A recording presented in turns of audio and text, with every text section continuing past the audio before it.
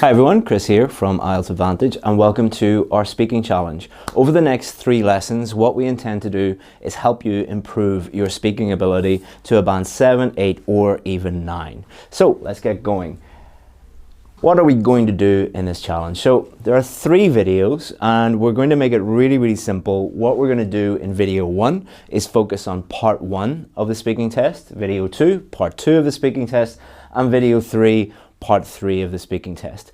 The examiner is going to be judging your whole performance, the totality of your performance. So you can't just focus on one part. You need to become proficient and be aware of all of the things that you need to do in each part. And the thing about IELTS is each part is different.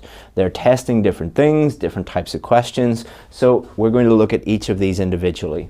And then at the end of each video, we're going to set you a challenge. So there's no point in sitting looking at a video.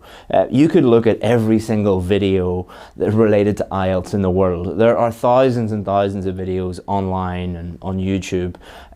And they're just really the first step. You need to do these things. So we're going to set you a challenge at the end of these videos to get you to do the things that you have learned in the video, and then you're going to improve. But not only that, we're going to get you to send us your challenges, send us your tasks, and then we'll give you feedback and you'll be able to improve even more. Our mission at IELTS Advantage is to help people improve their IELTS scores, and we will do everything we can in this short 3-day or 3-video challenge to help you improve your speaking scores. But if you need anything else, if you need help with writing, reading, listening, always feel free to just hit reply to any of our emails. We respond to every single email that you send us, and we'll help you out as much as we can if you have any questions or need help with preparation or anything. Okay, so part 1, what are we going to do in this lesson? We're going to look at what part 1 is. It's really important that you understand the types of questions being asked, what the examiners are going to be thinking about, what not to worry about, all right? In the speaking test, it's really important that you only focus on the things that actually matter. Because if you go into the speaking test and you're worried about all the things that don't matter, then that's going to affect your performance. It's going to definitely affect your fluency, but it could also affect your grammar, your vocabulary, even your pronunciation. So we just want you worrying about the things that you actually need to worry about. We'll look at common mistakes. If you can avoid these common mistakes, then you're going to do much better.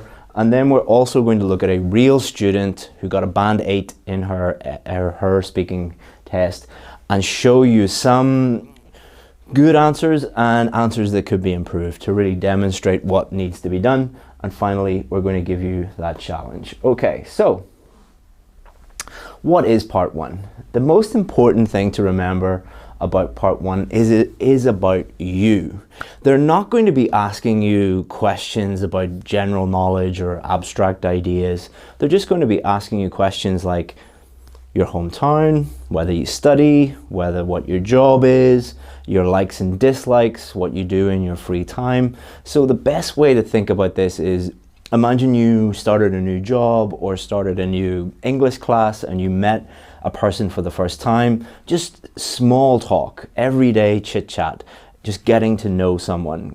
And that is all they're going to ask you about. Now, they might throw in a few more unusual questions, like I've asked people about their favorite hat or their favorite color, and you have been like, well, what has that got to do with anything? They will throw a few strange topics at you to test your ability, but I wouldn't worry about that. Remember that every answer is you talking about you.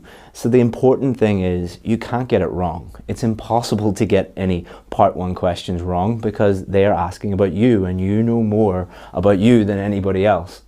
This part will last about 4 to 5 minutes. And they start off with quite easy questions like tell me about your weekend, or what you do in your free time, or what your job is, or where do you live, your neighborhood. These are quite easy questions because they don't want to immediately start with really difficult questions, because they want you to warm up and ease into this. Now, that doesn't mean that these questions are not important. Remember, you're being judged on all of your answers in total. So don't think that you can, ignore these questions or not practice them. They are very, very important, but it will only last about 4 to 5 minutes. And the examiner will ask you a range of questions. So they definitely will ask you about either your hometown or your job or your studies or your home. And then they might ask you a few other questions, but remember, they're just about you. Okay, so do not worry about it. So think about your brain as a computer. So a computer has a CPU, it has memory, it has RAM, and what happens when you open up too many tabs or too many programs at the same time? Your computer slows down, it doesn't perform very well. Your brain is exactly the same. If you're going into the test and you're worrying about 20 different things and you're thinking about 20 different things at the same time, then your brain is going to slow down. Your brain powers your mouth, which is going to produce the sound, produce the words, produce the sentences. If your brain is not working optimally because there are too many things going on, you're not going to perform very well. I have worked with students who should have got a band 8, should have got a band 9, but because their teacher was teaching them lots of things to worry about that they didn't actually have to worry about, they only got a band 6.5 because they were really suffering when it came to their fluency, their pronunciation, their grammar, their vocabulary. So here are things not to worry about. This might sound really silly. You don't have to worry about your clothes. I've seen so many articles online talking about what clothes you should wear, what shoes you should wear. It doesn't matter. They're judging your speaking, not your shoes. Your shoes. Greetings. The most popular speaking video related to IELTS on YouTube is how to greet the examiner. It has millions and millions of views, and it doesn't matter. You are not being judged on whether you shake their hand or what you say to them. The actual test that does not start until the questions begin. Okay, so don't worry about greeting the examiner. It doesn't matter what you say to them. They don't care. It's like talking to someone at McDonald's, all right? All they want to do is serve you and move on to the next person. Don't worry about the examiner. Don't worry if the examiner is not friendly. It is not their job to be your friend.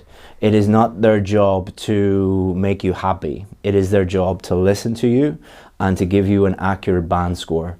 Some examiners will be friendly. Some examiners will be very professional, not too friendly, but not angry with you, or they don't look upset. Some examiners will look upset or they will look angry. It doesn't mean they are angry with you or they are upset with you. They maybe just had a long day. They are human beings. Or maybe they're just focusing on your pronunciation, your fluency, your grammar, your vocabulary. So often students that we work with on our VIP course, we work with them very, very closely, and they would email us after their speaking test and they would say, "Oh God, Chris, I failed. My examiner looked very angry." It's like, don't worry about that. That doesn't mean anything related to your actual score. So talk to the examiner no matter whether they look happy or sad, as if you're talking to a friend or a family member. Just put yourself in that sort of frame of mind. Hand gestures. I use hand gestures all the time. Some people don't use hand gestures at all. It doesn't matter. You are not being judged on whether you use your hands or not. So don't worry about that at all. Eye contact. It doesn't matter if you stare at the examiner all the time or you look at your feet. It doesn't matter. It's the words that come out of your mouth. Now, the examiner is a human being, you're a human being, so just talk to them like they are a normal human being. How would you use eye contact normally? How would you use hand gestures normally? How would you use body language normally? You don't get a score for body language, eye contact, or hand gestures, and any teacher that tells you that you do, please just show them the official marking criteria and ask them where it says anything related to these. It's nonsense. But to just use these as you would normally use them. These are things that you do not need to worry about. But imagine going into the test, and this happens a lot. thinking about what body language should I use, or my eye contact, my hand gestures. I hope that the examiner is happy to see me. I hope that I greeted them the right way. Did I say that thing that that girl on YouTube told me to say? And how are my clothes and my shoes? I hope that they are respecting the examiner. None of that matters. If you're thinking about that, you're not going to do very well. The only 4 things that you need to think about are pronunciation, fluency and coherence, grammar, and vocabulary. Why do you need to only worry about these things? Because these are the only 4 things that the examiners are thinking about. That's the only thing they are thinking about. Pronunciation, fluency and coherence, vocabulary, and grammar. So if you are totally focused on these things, you're going to do really, really well. If you are focused on any of these things, you're wasting your time. So most of the things that we will be talking about in this challenge will be related to these 4 things. This is how we teach people. We don't look at tips and tricks and hacks and things that don't work. We just teach you to give the examiners exactly what they're looking for. Okay, so common mistakes. These are things that you need to avoid. And if you avoid these in part 1, you're going to improve your score. So this is the most frustrating part. Not too short, not too long. I'm sure you're thinking, oh, like that's really horrible advice. Not too short, not too long. Why don't you just tell me an exact number of words or an exact number of sentences? Some teachers will do that, but I think that's quite bad advice because we don't want you to go into the test thinking, I need to use 3 sentences or I need to use 4 sentences, because you're making it more difficult to speak naturally, and you should be speaking as naturally as possible. Now, you don't want to give a very short answer because you're not giving the examiner enough to really go on. Here's an example of a really, really short answer. Oh, I'm a student. And what subject? I'm studying MSc Marketing. So as you can see, Rashmi didn't give a very long answer. And that wasn't incorrect. The grammar was fine, the vocabulary was fine, her pronunciation was fine, but you're not giving the examiner enough to judge your performance on. Like if they said to me, what's your job? And I say, teacher, that's correct. I am a teacher, but it is not giving the examiner enough to really judge you on. For part 1, you don't want your answer to be too long either. Why is that? Well, it's the examiner's job to ask you a range of different questions. They're going to ask you between like 9 and 12 questions. So if, and they only have like 4 or 5 minutes to do that, and they've got a queue of people outside waiting to come in and do the test, and they have to get through all of those people. So if your every answer is like 2 or 3 minutes long, they're going to keep stopping you and stopping you and stopping you. And the problem with that is you're going to feel like you've done something wrong. You're going to feel a little bit stressed out by that, and then that can affect the rest of your performance. So again, not too short, not too long. What does that mean? Don't think about number of sentences. Just answer the question and then give some extra detail for them to understand your answer. So instead of saying, I'm a teacher, if they asked me what my job was, I would say, I'm a teacher and I specialize in teaching IELTS to students online, and I do that from my office here in Northern Ireland. So as you can see, I just elaborated a little bit. I added a little bit more detail. You could add detail, you could add an explanation, you could add an example, just a little bit more to go on. Don't think of number of sentences, just think of answer the question and add a little bit more to help the examiner understand what you're talking about. Robotic delivery. What do I mean by robotic delivery? So think about how you speak naturally. Think about talking to one of your best friends. How do you speak to them? You imagine they say, hey, what did you do last weekend? I went to the cinema, I saw this great movie, it was amazing. Very relaxed, very natural delivery. You wouldn't say, imagine your friend said, what did you do last weekend? You wouldn't say, I went to the cinema, I watched a movie, it was good. You would never do that. Your friend would be like, are you a robot? What happened to you? But this happens all the time. And I think it's because students respect the test and maybe respect the examiner and the formality of the situation a little bit, and they speak to the examiner like a robot, in a very slow, robotic way. That is not how you would speak to a normal person. So why would you speak to an examiner like that? So again, imagine you were speaking to a friend, a colleague, a family member. How would you talk to them?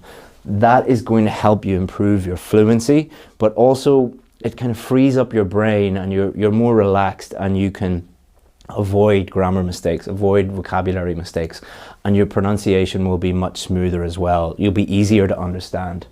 Memorized answers. It's very, very tempting for part one to try and anticipate some common topics and think, okay, they're going to ask me about my hometown, they're going to ask me about my job, they're going to maybe ask me about my home or my hobbies, and to write out a very detailed answer with lots of idioms and lots of phrasal verbs and, you know, some amazing vocabulary and amazing grammar. Don't do that. It is tempting to do that. I know why you want to do that, but the examiners are trained to spot that. They know that you are doing that. So if you give, like, often it will happen where you will ask a student to talk about their hometown, and they give this amazing answer where they're talking about the architecture and the history of their town and famous people that used to live there and their favorite place there, and it's all amazing. And the examiners are trained to ignore that answer because they know it's a memorized answer. And what they'll do is they will then ask you a more difficult question related to that topic. So if they said, tell me about your hometown, and you give a memorized answer, they'll say things like, is it a good place to bring up children? Or they'll say, what are the transportation links like to the rest of the country from your hometown? And you'll be like, I wasn't expecting that. They're not judging you on your memorized answer. They'll judge you on your, I wasn't expecting that, because that is your real ability. It is not a memorization test, it is a speaking test. So, next, trying to impress the examiner. This doesn't relate just to part one. This relates to every single part.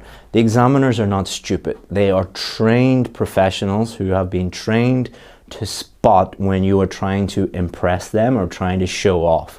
Examples of this are memorizing fancy vocabulary, memorizing fancy idioms, memorizing fancy grammar, memorizing anything in general, and trying to regurgitate this in the test. They're not judging you on what the fancy things that you have memorized. They're judging you on your ability to actually speak. Why do we do the IELTS test? We do the IELTS test to test when we move to an English-speaking country, when we move to Canada, or move to Australia, or move to America, or move to the UK, and we meet someone, can we talk to them? In your job, can you talk to them? When you meet them socially, can you speak to people normally? Not trying to impress people with things that you have memorized. They're judging you on your ability to naturally speak at your natural level, and they know how to do that. So memorizing things and trying to show off is a complete waste of time. They're not judging you on that. They're judging you on your ability to talk naturally.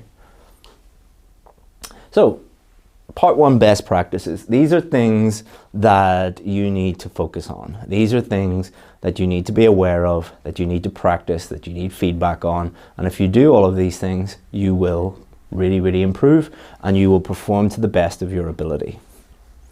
Okay, so next one. Part one, best practices. Natural. All right, we've already talked about this. You're not in a memorization contest. Just speak to the examiner like they're a friend, they're a colleague, and speak as naturally as possible. Give reasons, or give explanations, or give examples, or give extra detail.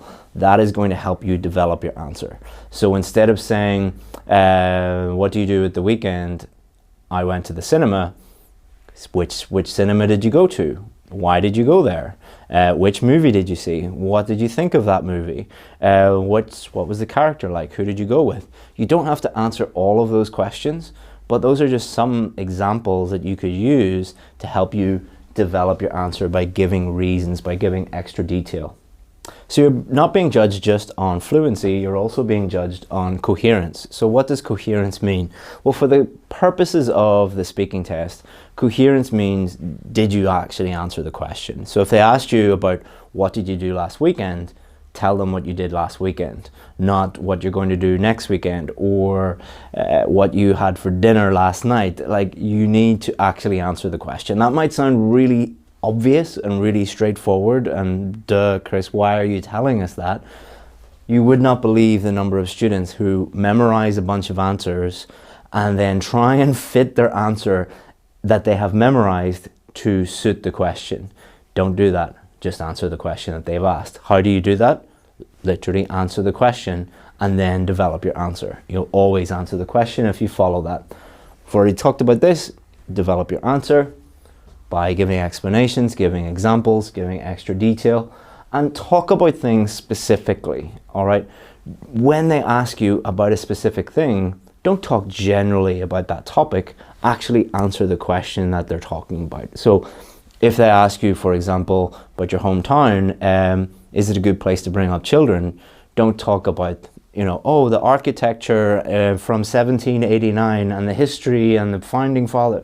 Like, that's not what they asked you, all right? They asked you the specific question. Answer the specific question. And the questions in part one are not difficult, so that should be pretty easy to do. But people don't do that because they prepare memorized answers. Give examples, that is going to help you. Be as fluent as possible, and you will become fluent if you practice and you are not worried about all of these things that you don't have to worry about. We'll also talk a lot more about fluency in lessons 2 and 3. And grammar, don't try and use every single tense in the known language and every single grammar structure. Use the grammar and the tenses that are appropriate to use in the circumstances. So if they ask you, what did you do last weekend? You're going to use mostly past simple. If they say, how has your hometown changed in the last 20 years? Probably going to be using a mixture of present perfect and past simple. If they're asking you, how do you think your hometown will change in the future? You're going to use will, or it is going to. If they ask you, where's the best place to go to eat in your hometown? You're going to use comparatives and superlatives. So you shouldn't go in thinking, I'm going to use the past progressive. Like, don't go in thinking, I'm going to use all of these different tenses and all of these different grammar structures. Just use the grammar that's appropriate to use in those circumstances. Don't overthink it. And don't try and think, I need to avoid every single grammar mistake possible. Even people who get a band 9 make small little grammar mistakes. Everybody does it. Native English speakers do it. I probably have done it in this video. When you are talking, your brain is working so hard that you will make small little grammar mistakes. But what you want to avoid is overthinking grammar, and that is going to affect your fluency. Because if you think, I don't want, what is the correct grammar, and is it is or are, and verb subject agreement, and which tense, you're going to really overthink it and you won't actually answer the question. The more you think about grammar, the lower your fluency is going to be.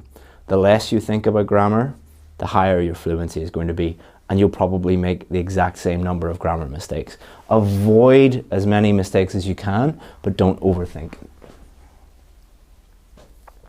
So a really easy way to answer part 1 questions is answer the question, give an explanation, and give an example. You don't have to answer every single question like that.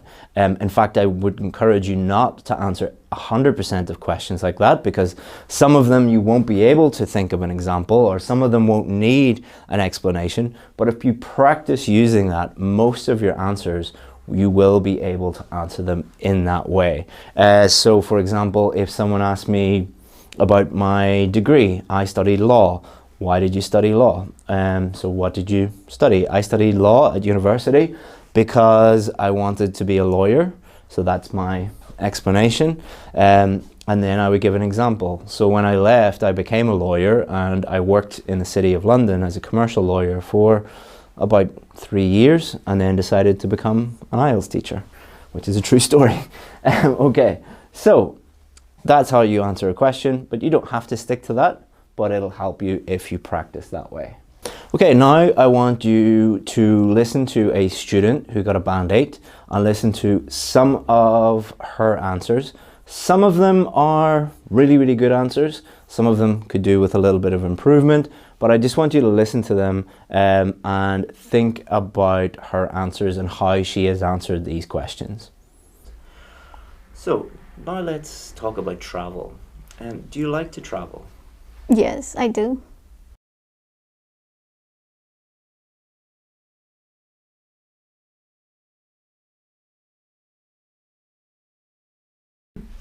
And what do you hope to do with that degree after you finish?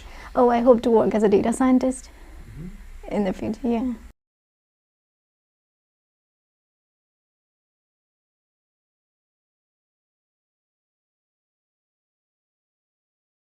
And where would you like to travel to in the future? Oh, there are still a lot of places in India that I haven't seen, so I might go there as well. And I really like Bali. So Bali and Greece, yes.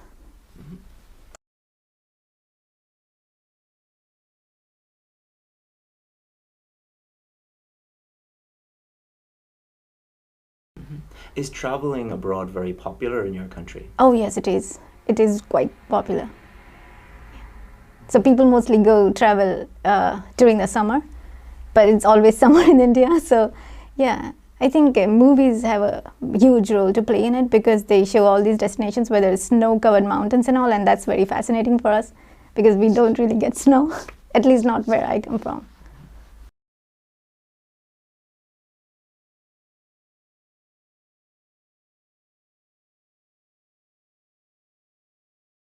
So hopefully you were able to see Rashmi and her performance and some things that she could have improved and some things she did really, really well. But hopefully by understanding this whole lesson and seeing what Rashmi did, and Rashmi went on to get a band 8, which is amazing in her speaking test, to show you exactly what you need to do. But watching this video is just the first step. The second step is completing the challenge. So let's jump into my computer and we will show you exactly what to do for your challenge. Okay guys, now comes the fun part where you are going to record your speaking and then send it to us. So your task, and this is really, really, really important. If you don't do this, then it is a complete waste of time and you're not going to improve and you're going to miss out on the chance to get better and get feedback on your work. Okay, so it is a really, really simple 4-step process that you are going to follow in order to record your voice and send it to us. So the first step, step 1, download a free voice recorder app for your phone. So if you are an Apple person, if you have an Apple phone, go to the App Store. If you have an Android phone, go to the Google Play Store. And in both of those stores, you're going to find hundreds and hundreds of free voice recorder apps that just make it really, really simple for you to hit a button and it automatically records your voice. Don't ask me which one to choose. There are too many to choose from. Just pick the one that you want to choose. It's not that difficult. So step 2 in the 4-step process, answer these questions and record your voice. So you should have a phone, you should have an app on your phone that records your voice. You're going to look at these questions and don't pre-prepare the questions, don't research the questions, just pretend that you are in the actual exam and you are reading the questions just like the same way that the examiner would be asking you those questions. So look at the question, answer it. Second question, answer it. Third question, answer it. That's all you have to do. All right, so I'm going to show you the questions for part 1. Okay, so here are 6 questions. Look at each of them, and then all you have to do is just hit record on your little recording app, and that's all you have to do. Step 3. Send it to us via email. So this is super simple to do. You can do this on your phone or you can do this on your desktop. So you will have my email address because I will have emailed you multiple times. So all you have to do is this. So imagine you are on Gmail, you could be on Yahoo, Hotmail, whatever. Just click the email that I sent you, click reply, and then attach the audio file to your email and just hit send. If you have any problems whatsoever, then my email address is chris@ieltsadvantage.com. All right, this is my email address, chris@ieltsadvantage.com, but you will have received it many, many, many times before. Okay, so now that you have sent us your recording, what I want you to do is just wait, have a look at your email inbox, and we will send you your feedback video right to your inbox. And then it's really, really important that you look at this feedback that we send to you so that you can really learn what to do and really, really improve. So that's the end of lesson 1. I look forward to receiving your challenges and then giving you feedback on them. And I'll see you in lesson 2, where we'll look at part 2. Thanks very much. Bye-bye.